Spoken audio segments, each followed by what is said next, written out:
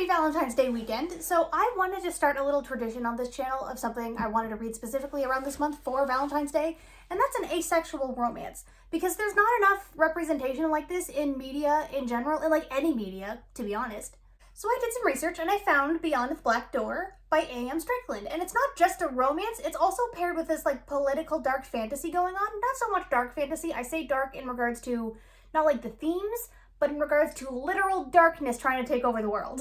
So we got some ace romance along with like political and also mythological machinations going on while some of the bad guys are like trying to kill the king and stuff. And like it's a mix of stuff. But hear me out, it does actually all fit together. Because Beyond the Black Door starts off with our main lead, Kamai, and her life is ripped apart, her life is ripped away, you know, inciting incident and all that, when this mysterious group called the Twilight Guild breaks into her house and kills her mom. That's basically like our setup. That's like the inciting incident. And in that chapter too, or in the first chapter anyway, we do still get the setup of like who her mom is, their relationship, the house that they're living in with her stepdad and stepbrother, how things are okay and like vibes of her childhood. But also that her mom may have been involved with this Twilight Guild, but also like not willingly. So like seeds are planted. But there's also a very fast pace going on in this opening. We also get seeds on how those like Twilight Guild members are like connected to Kamai's stepbrother, older stepbrother, Razim. He's important later. And the whole thing basically flourishes out from there with Kamai kind of like teasing together the plot threads with these like political classic fantasy plots. But what makes the book stand out too is the like, I'll say it, technically magic system. Because there's a select group of people, there's a select few people, not the Twilight Guild. There's a select number of people who can walk inside other people's minds as they're sleeping. They're both asleep, but if you're asleep next to a person, you can kind of like go inside their mind. And as you're in their mind palace, this Nehim that they call it, everything looks super cool, but everything looks basically, it's literally a mind palace. Everybody has this house. Some people have like a big garden shed. Some people have grand palaces. Some people have like weird creepy shacks if they're not like a good person. It's a representation of themselves, of their soul, and like nuggets of knowledge that they know can be revealed within these rooms and palaces. And Kamai and her mom are one of these people. They're called soul walkers. The thing is, Kamai, that house that I mentioned, the Nehim, they call it a Nehim. That house that I mentioned, everybody has one. Except Kamai for some reason. No, she just gets this random black door, this one spooky single door that she sees in everyone else's mind palace. So just to like clarify, the person sleeping and Kamai is in their head, that person's mind palace has this black door somewhere and they don't know about it, but Kamai does. And her mother, who is also a soul walker, she can kind of do this consciously as well, kind of teaching her daughter how to do all these tips and tricks and how to like walk through people's mind palaces. She knows about the black door. She can see it. But she tells Kamai to not open the door. Don't open the door. Don't touch that door. So yeah, like I said, inciting incident, mom dies, Kamai's upset, and she opens the door. Because we knew she was going to open the door. And behind said door is the biggest, most beautifully grand and gothic mind palace Nehim that she has ever come across. And there's a dude in there. But this new guy, this new fella, this dude just in this mind palace house, his name is Vehin. I'll admit, if I'm wrong in pronouncing that, the H is kind of throwing me off. Let me know how to pronounce that. But this new fella, this new guy, he's making Kamai kind of like feel things and notice things. But that is where the ace rep comes in. Because Kamai, this entire time in her entire childhood, part of the seeds in the opening, right? She's been struggling with how she cares and how she feels for people. Because she does feel for people. She finds, you know, men and women attractive. She cares for them and she wants to be close to them, but she doesn't want to pursue things physically. She's just not interested in that side of things. But there's also the added expectations and pressures of her mother's work, because her mother is known to be a pleasure artist. She's a sex worker. And yes, mom is fridged pretty quickly, but that's mostly just to get the plot going, because her sex work and her pleasure artistry, it's perfectly respected. It's a normal job. And if anything, her stepdad, Kamai's stepdad, her mom's husband, was also a pleasure artist. They would both take, like clients together. It wasn't villainized or looked down on in any way. It's a whole industry in this world. That's just their job. And Kamai's mom had that advantage of like being a soul walker as well, where like if special clients would come over, she would obviously, be sleeping next to them and be able to like go inside their minds and like tease out some certain information and some secrets and like sell it off to the Twilight Guild. So as the story progresses, people kind of expect Kamai to follow in her mother's footsteps. Again, not villainizing it, just kind of expecting that, you probably want to follow your mother's footsteps, right? Kamai doesn't want to do that. And there is a lovely moment where her allies, they're like planning and plotting things. And they're kind of trying to figure out where to place Kamai within this like political chessboard they got going on. And they're like, okay, you could do what your mom did, right? You can follow in her footsteps. Well, Kamai kind of has to tell them, no, I'm not comfortable doing that. And she tells them as much as she can, and even they help explain to her, where she is on like the spectrum, literally. There's a little diagram in here. It's really pretty how they use phases of the moon to be like a full moon is, yeah, you enjoy sex, why not? But then like the new moon is like, no, you're not into it. But then there's like the half moon and the gibbous moons and the crescent moons of like, it's a literal spectrum. So all of that is happening. They're planning things and Kamai has to tell them that like, I don't want to do that. And they pivot. Her allies pivot. They take in that new information and they don't mind. They don't care. They pivot and they're like, okay, well, throws a small wrench into the plans because it would have been a little easier, if you were interested. But if you're not, that's cool too. We'll think of something else. And they don't pressure her at all.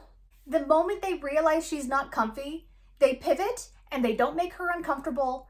They don't dismiss it. They work around it. They work with her parameters. Which as an ace person having to have awkward conversations, that's just nice. And then we also got Vehin, right? The literal man in her dreams. Well, they're starting to like get to know each other. They're doing their own little like game here of like back and forth with the flirtations, and she's trying to tease information out of him and he doesn't want to give said information until she like plays along with some of his games and stuff. So like there's flirting going on. They're into each other. But he's also ace. He does have the added dynamic that he doesn't really have a physical body and he's not really human. So there is that connection there of, the asexuality kind of being connected to inhumanity, which that's not what she's going here. I'm almost sure it's not, because it's meant to be paired with Kamai figuring out herself as a regular human. Kamai is our representation. Vehin is just kind of in here to be hot. I will admit, I think I just thought of the best way to describe Vehin.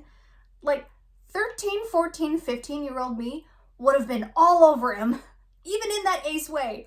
Now as like a 31, 32-year-old, I can see that like, okay, yeah, he's meant to be the hot one. He's our brooding bad boy here. A couple things are a little paint by the numbers, but I don't hate it. And now while I love those aspects, I've already talked about those aspects that I do honestly really enjoy in the ASERP that I definitely appreciate, there are some aspects of just like, a book review where the book itself, it's okay, but it's not great. There are two character introductions, characters that I like. I mean, I'm glad they're here. Characters that I like, but they definitely feel a little pushed forward for the sake of the plot. One more so than the other. I mean, that's obviously how, stories work. That's just, narrative. But you can kind of tell when it's just when it's a little off, when it feels a little too forced. And the one that I'm thinking of where it is a bit more obvious, it's earlier on in the story. Kamai is like lost in the woods. She's lost in the woods. She's covered in fire ants. She's freaking out. Hi. Sorry, cat distraction. Anyway, she's alone. She's lost in the woods. She's covered in fire ants. She's not having a good time. It's the middle of the dark. It's the middle of the night. It's completely dark out. Doesn't know what to do. And a voice calls out in the woods. So she runs in that direction for help. And this voice is calling her name. It's calling for her. So, like I said, she's covered in fire ants. She's a bit panicked. I'll give her that. She runs towards the voice. Now, quick context. This is like after the inciting incident, and I want to be vague. But this is after the inciting incident, and she knows the name of her biological father. She's just trying to find her biological father. That's her next step. She has no idea how to get to this man or where he is. But that voice that called out in the dark that she runs towards is a guard specifically hired by her dad to find her. It's a little convenient that they happen to meet up at the same time on the same night. It's just, it works. It technically works, but I can see that you're trying to just speed things along narratively. In the second instance I was thinking of, it's a moment where Kamai literally asks Vehin for help at one point. So she is a bit more active in this moment. She's less panicked and she is still panicked in what's happening, but she's not like covered in fire ants panicked. She's actively asking for help to get out of the situation. And he directs her to like the next plot thread.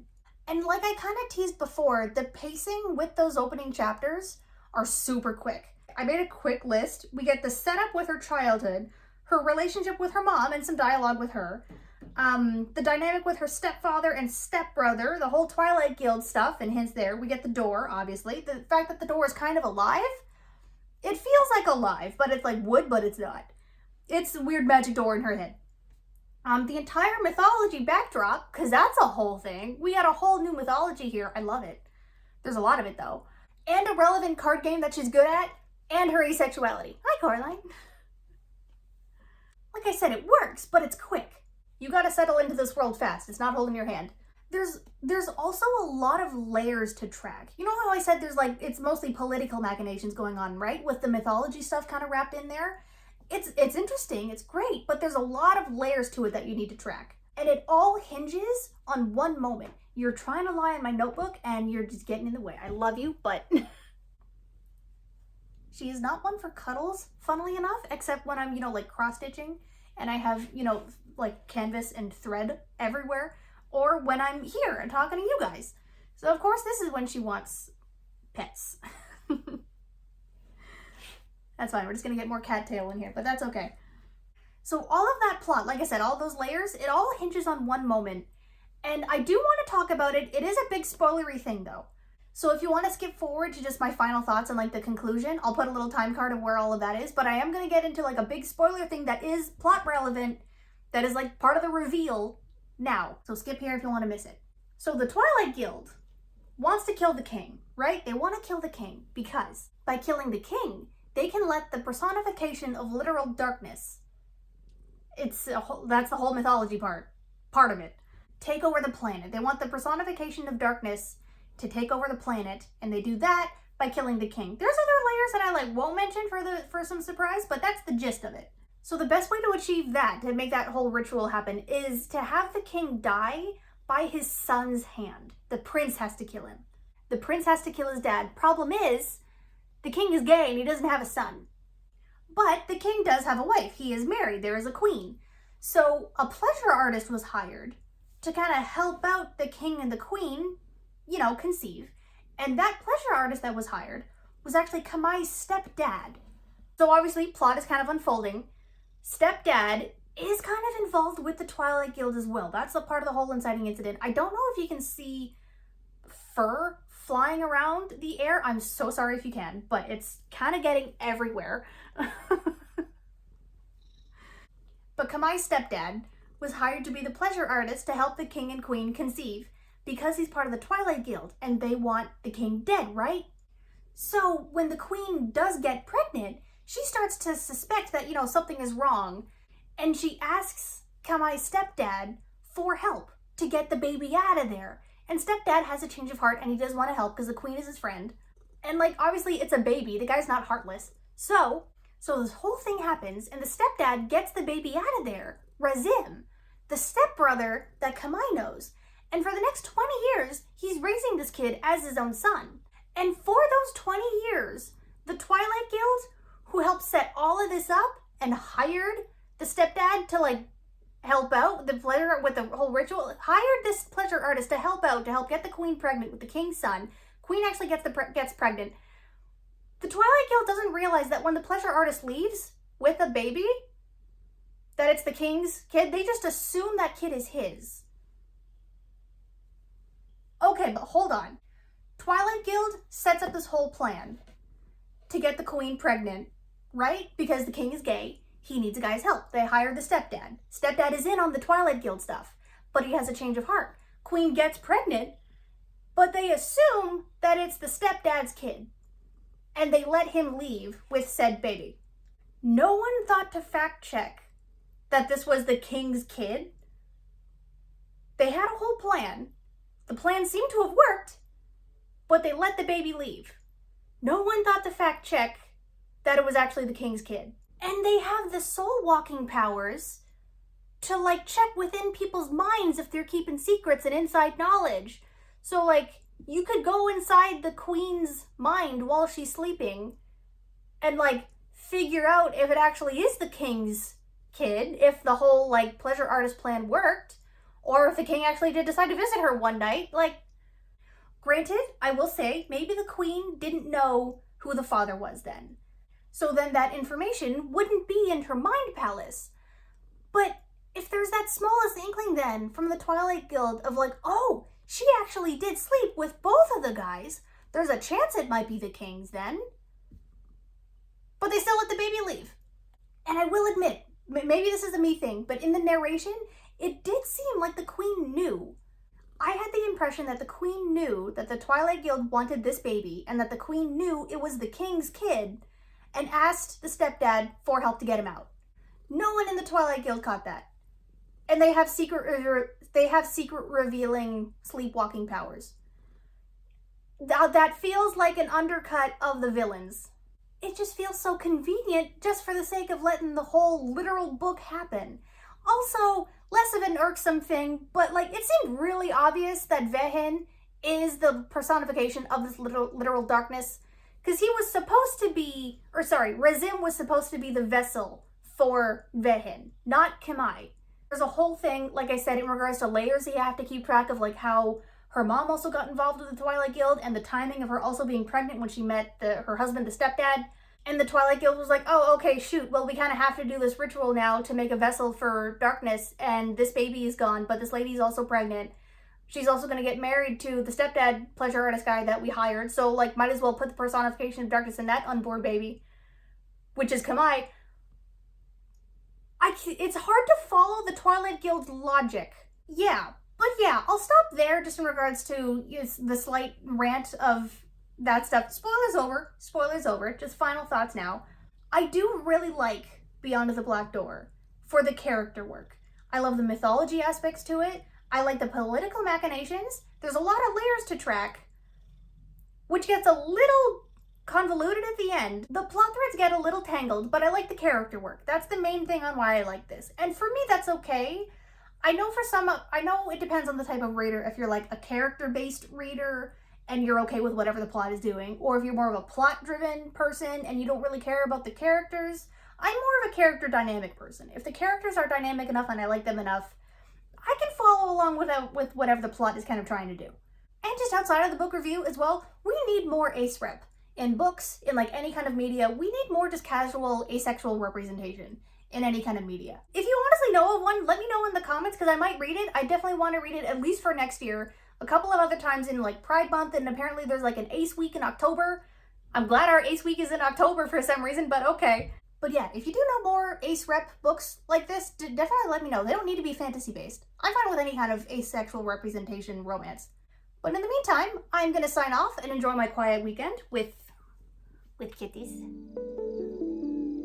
It looks so annoying. She's not one for being picked up, so I am surprised that you're letting me do this. I'll put you back.